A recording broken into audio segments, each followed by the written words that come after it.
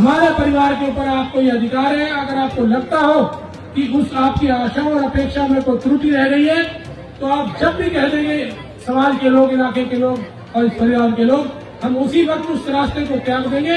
हम कभी भी आपका सिर झुकने नहीं देंगे और आपकी आशाओं और अपेक्षाओं के ऊपर एक बात में कह दिया करेंगे, उसका मिले न मिले हमें इस चीज की चिंता नहीं है। हम आपके हृदय में स्थान चाहते हैं, आपकी मन और आत्मा के अंदर स्थान चाहते हैं, ताकि हम हृदय में बसे रहें और आपकी सेवा करते हैं। मंगलसूत्र की इतनी चिंता है तो मंगलसूत्र की चिंता तो आप यशोदा बहन की करो ना, कि उसका मंगलसूत्र आपने उसके गले में छोड़ा कि नहीं। तुम्हारे मंगलसूत्र बिक जाएंगे, तुम्हारी प्रॉपर्टी कब्जा हो जाएगी। मैं पूछना चाहती हूँ कि मंगलसूत्र बिकवाने की नौबत तो आप लेकर आए हैं। हमारे टाइम में 24,000 रुपए तोला सोना हुआ करता था। मेरी बहन बैठी है, माताएं बहनें, और इनके टाइम में 75,000 रुपए तोला सोना हो गया है। कहाँ से मंगलसूत्र बनाएंगे, कहाँ से कोई गहना बनेगा। और मंगलसूत्र की इतनी चिंता है तो मंगलसूत्र की चिंता तो आप यशोदा बहन की करो ना, कि उसका मंगलसूत्र आपने उसके गले में छोड़ा कि नहीं। शादी करके ना उसे साथ रखा, न तलाक दिया, आपने उसके मंगलसूत्र को अपमानित किया है। आप तो महिला जाति का सम्मान नहीं कर सकते, आपके ये मुंह से बातें शोभा नहीं देती। कि जो एक राजनीतिक पटल है, ये एक सेवा का माध्यम है और परमार्थ का ही एक रास्ता है। अगर हम इस पर इस जिम्मेदारी को वहन करते हैं और हम उसको परमार्थ के रूप में लोगों तक नहीं पहुंचा पाते, तो हमें उस रास्ते पे चलने का कोई अधिकार नहीं है। मैं आप लोगों से एक बात जरूर कहूंगा, ये सत्ता की जो दौड़ है, ये जिम्मेदारी जो कभी इधर दी जाती है, कभी उधर दी जाती है, लोग अपना मन से चयन करते हैं। और हमें चयन हमेशा एक सच्चाई और अच्छाई का ही करना चाहिए, जिससे कि समाज का भला हो सके और जीव का कल्याण हो सके। वैसे तो नए शायद हो सकता है सभी लोग हमसे परिचित हो या ना हो, लेकिन पुराने लोग हमसे बहुत परिचित भी हैं और मैं भी जानता हूं उन लोगों को। हमारे परिवार को तकरीबन सामाजिक और राजनीतिक परिदृश्य में 95 साल का अरसा हो गया है और इस 95 साल के अरसे में मेरे दादाजी भी रहे हैं, मेरे फादर साहब भी रहे हैं और मेरा छोटा भाई विजय प्रताप भी उस चुनावी परिदृश्य में आ चुका है। वो सामाजिक सेवा में लगा हुआ है। लेकिन हमने कोशिश ये करी है कि हम लोगों की अपेक्षाओं और आशाओं के ऊपर खरा उतरे और कभी भी उनकी जो अमानत उन्होंने हमें दी है, समाज की सेवा करने के जो मौके दिए हैं, उसमें कभी भी कोई कलंक न लगने दे। हमने हमेशा ये प्रयास किया है और आगे भी ऐसा ही प्रयास करते रहेंगे। रही बात जैसे बहन शारदा जी ने और प्रवक्ताओं ने सबने कहा है, जैसे मेरे फादर साहब का जो राजनीतिक कैरियर शुरू हुआ था वो 1967 से शुरू हुआ था। 1967 से पहली बार वो सरपंच बने, फिर ब्लॉक समिति के चेयरमैन, फिर विधानसभा का चुनाव लड़े। वो बात 77 में पहला चुनाव लड़े वो विधानसभा का, मात्र 300 साढ़े 300 वोटों के अंतर से वो रह गए थे। इंडिपेंडेंट चुनाव लड़े थे। उसके बाद 82 से और आज तक का सफर उन्होंने अपनी चादर के ऊपर एक सुई की दाग के बराबर भी कोई निशान नहीं लगने दिया और उन्होंने हमेशा राजनीति में आकर सिर्फ परमार्थ का ही रास्ता अख्तियार किया उन्होंने, और कभी अपने परिवार और अपने किसी भी नजदीकी के बारे में नहीं सोचा, समाज के विषय में सोचा उन्होंने। और आप लोगों को एक खास बात बताना चाहूंगा, हालांकि वो छुपी हुई बात है, मैं कहना भी नहीं चाहता, पर इसलिए बताना चाहूंगा कि राजनीति के इस पटल पे आने के बाद आदमी बहुत सी संसारिक एक सुखद जीवन को जीने की कामना करता है, लेकिन उन्होंने इस राजनीतिक पटल पे हमेशा तपस्या करी है और जीवन में कभी भी अपने सुख को महत्व नहीं दिया, लोगों के सुख को महत्व दिया, उसी राह पे वो चले। मेरे फादर साहब का इस 50 साल के कैरियर में अभी पासपोर्ट भी नहीं है, कभी विदेश का दौरा नहीं किया उन्होंने और कभी होटल उन्होंने नहीं ठहरे। वो उनका जीवन एक तपस्या का जीवन रहा है और वो ऐसे व्यक्तित्व हैं, अगर हमसे भी कहीं गुनाह हो जाएगा तो हमें भी खंबे पे टांग देंगे, वो हमारा भी पक्ष नहीं है, वो ऐसे व्यक्ति है। चौधरी महेंद्र प्रताप जिंदाबाद, चौधरी महेंद्र प्रताप जिंदाबाद, कांग्रेस पार्टी जिंदाबाद। अभी कुछ समय पहले जब चुनाव का ये दौर चल रहा था तो टिकट के विषय में बात चल रही थी कि चुनाव लड़ना पड़ सकता है, तो हम उनसे कई बार आग्रह करते थे कि आपको चुनाव लड़ना पड़ सकता है, जनता की आवाज है। तो कहते भाई मैंने तो राजनीति का जीवन छोड़ दिया। तो मैं उनसे ये कहता था कि जो तपस्वी लोग होते हैं, जो परमार्थी लोग होते हैं, वो जीवन से कभी भी संन्यास नहीं लिया करते। जैसे सन्यासी व्यक्ति और आध्यात्मिक व्यक्ति अपने जीवन का आखिरी क्षण भी समाज के हित के लिए और परमार्थ के हित के लिए लगाते हैं, मगर आपका भी ध्येय कुदरत ने यही बनाया है, आपको अपने आखिरी जीवन के समय को भी परमार्थ के लिए ही रचा है कुदरत ने, और उसी के लिए हम तो आपसे आग्रह करते हैं, परिवार के लिए नहीं समाज के लिए ही देना है कि जैसे साधु संत जब जीवन छोड़ भी देते हैं, वो आखिर में वो समाधिस्थ होते हैं। वो इसलिए होते हैं समाधिस्थ कि उनका शरीर भी जो जीव जंतु कीड़े मकोड़े हैं उनके काम आ जाए, मतलब अंत समय तक उनका एक ही ध्येय रहता है, परमार्थ परमार्थ परमार्थ। और मैं ये गारंटी के साथ कह सकता हूँ, वो बेशक मुझे सौभाग्य मिला है कि उनके पुत्र होने का, लेकिन मैं ये सोचता हूँ कि वो हमारे पिता नहीं, वो समाज के पहले हैं और हमारे बाद में हैं। उन्होंने जीवन में हमेशा तपस्या करी है और हमेशा ही इस राह पे हमें भी उन्होंने उस राह पे चलाया है, और इसी वजह से हम आज तक अपने आप को बचा पाए हैं।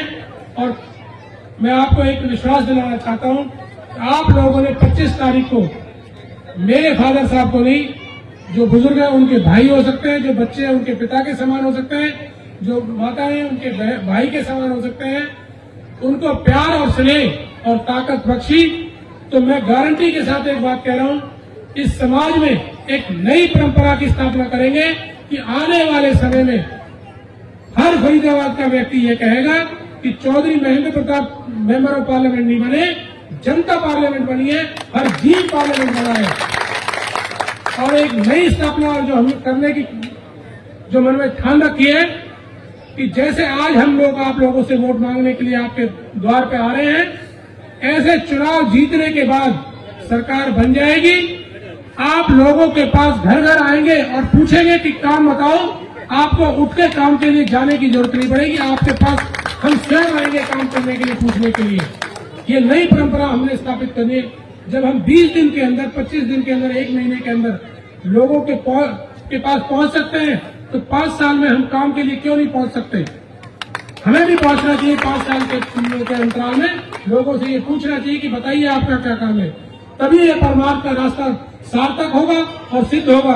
और मैं वचन देता हूं कि हमारे परिवार में अगर आपको कहीं भी त्रुटि नजर आई, लोगों की अवधि तो बेशक लोग कहते हैं चुनने के बाद तो 5 साल का पीरियड है, लेकिन अगर जनता जनार्दन ताऊ देवीलाल जी ने एक बात कही थी, पता नहीं आप लोगों को याद हो या ना हो, उन्होंने कहा था जनता को ये अधिकार होना चाहिए, चुनने के बाद वो कभी भी उनको वापस बुला सकती है। तो मैं ये कह रहा हूं कि हमारे परिवार के ऊपर आपको ये अधिकार है, अगर आपको लगता हो कि उस आपकी आशाओं और अपेक्षाओं में कोई त्रुटि रह गई है, तो आप जब भी कह देंगे समाज के लोग, इलाके के लोग और इस परिवार के लोग, हम उसी वक्त उस रास्ते को त्याग देंगे। हम कभी भी आपका सिर झुकने नहीं देंगे और आपकी आशाओं और अपेक्षाओं के ऊपर खरा उतरने का प्रयास करेंगे। और एक बात मैं कह दूं, सत्ता मिले न मिले हमें इस चीज की चिंता नहीं है, हम आपके हृदय में स्थान चाहते हैं, आपकी मन और आत्मा के अंदर स्थान चाहते हैं, ताकि हम हृदय में बसे रहें और आपकी सेवा करते रहें। इसी से ये लोगों ने हमारे ऊपर इतना कर्ज दे रखा है, अगर हमारा शरीर भी चला जाएगा तो हमें कोई अतिशयोक्ति नहीं होगी, हमें सुकून होगा कि हमारा शरीर समाज के काम आ गया, हम इसी में संतोष महसूस करेंगे। अब हमारे बीच लोकसभा चुनाव है, लोकसभा चुनाव के लिए आज जो ये इतनी बड़ी मीटिंग जो हुई है, ये लोकसभा चुनाव के लेकर हुई है। हम लोगों से अपील करना चाहते हैं, आने वाली 25 तारीख को लोकसभा चुनाव में कांग्रेस प्रत्याशी बाबूजी महेंद्र प्रताप को वोट दें, वोट दे के विजय बनाएं। आपने आज देखा है कि फरीदाबाद में क्या हाल है। फरीदाबाद को अमौलिक बनाने की जो ये योजना चल रही है ना, कुछ टाइम बाद फरीदाबाद को अमौलिक बना दिया जाएगा। हमारे फरीदाबाद में इतना बुरा हाल है, हमारे जो MP साहब हैं वो प्रॉपर्टी खरीदते हैं और अमौलिक के नाम कर देते हैं। कुछ दिन बाद ऐसा भी समय आने वाला है कि हमारे घर और सारी जगह बिकने के बाद ये अमौलिक ना बन जाए। अगर तीसरी बार कहते हैं ना, तीसरी बार मैं तो MP बनूंगा ही बनूंगा, अगर तीसरी बार और MP बन गए ना तो हमारा तो भैया जीना दुश्वार हो जाएगा।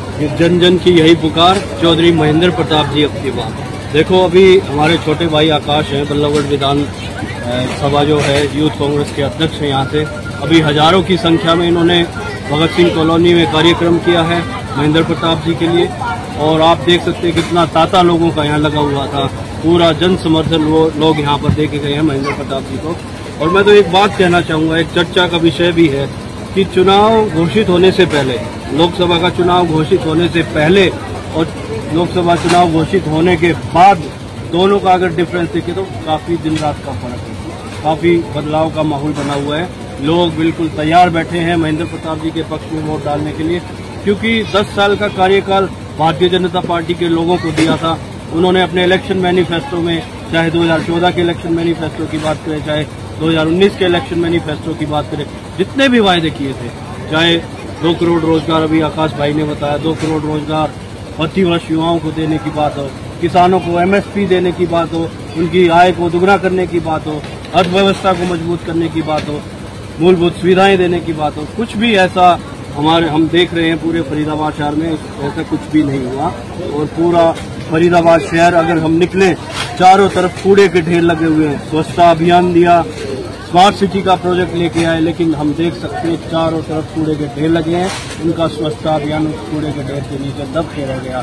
न सड़कें हैं, न पीने की पानी की व्यवस्था है, न सीवरेज समस्या है। तो लोग परेशान हैं, लोग बदलाव चाहते हैं, इसलिए वो महेंद्र प्रताप जी को लोकसभा प्रत्याशी जो हमारे कांग्रेस पार्टी के इंडिया गठबंधन के, उनको जीत सुनिश्चित करके सदस्य बनाना चाहते हैं। 25 मई को चुनाव है, क्या शुरू करेंगे? 25 मई भाजपा गई, यही नारा पूरे फरीदाबाद में चल रहा है। तो कांग्रेस पार्टी और इंडिया गठबंधन की सरकार बनने जा रही है। नतीजे आएंगे 4 जून को। 4 जून भारतीय जनता पार्टी का खेमा पड़ जाएगा सुन, क्योंकि चुनाव जीत रहे हैं हम। कई जगह देखा गया है कि बीजेपी का विरोध किया जा रहा है, क्या कहना चाहेंगे? देखिए जी, जनता ने इन्हें बड़ा उम्मीदों से चुना था। जब ये चुनावी वायदे जो इन्होंने कहा था कि महिलाओं को सुरक्षित किया जाएगा, भ्रष्टाचार खत्म किया जाएगा, नौजवानों को रोजगार दिए जाएंगे, ये सिर्फ एक जनता ने इन्हें बड़ा उम्मीदों से चुना, एक जुमले थे। तो जो ये जुमले अब ये दिखे हैं, जनता बड़ी नाराज है, पीड़ा है, बड़ी हताश है। तो जनता ने ये फैसला कर लिया है, आने वाली 25 तारीख को बाबूजी को भारी मतों से विजय बनाएंगे। देश की सबसे बड़ी पंचायत में बाबूजी को पसंद करेंगे। अब बल्लभगढ़ भगत सिंह कॉलोनी में खड़े हैं और कल मोहना की बात करें तो मोहना में भी विरोध प्रदर्शन है, क्या आप उन लोगों के साथ रहेंगे? बिल्कुल निश्चित तौर पर रहेंगे जी। पूरी कांग्रेस पार्टी, जब जनहित की आवाज की बात है, कांग्रेस पार्टी हमेशा साथ रही है। मोहना में देखिए आप, पिछले काफी महीनों से वहाँ पर पंचायत बैठी हुई है, बड़े बड़े सरपंच पंच बैठे हैं, लेकिन इस भारतीय जनता का कोई भी एक ऐसा नेता वहां नहीं पहुंचा, आश्वासन नहीं दिया। अब तो चुनाव है, अब तो ये सब जाएंगे, ये रोएंगे भी, पीटेंगे भी। अब मैंने आज कल ही सुना, अब ये तो इस तरीके से अब वहां तक आ गई है भारतीय जनता पार्टी, यहाँ के नेता धमकियां तक दे रहे हैं कि अगर तुम कांग्रेस की जनसभाओं में जाओगे तो तुम पे मुकदमे दर्ज किए जाएंगे। ये इस तरीके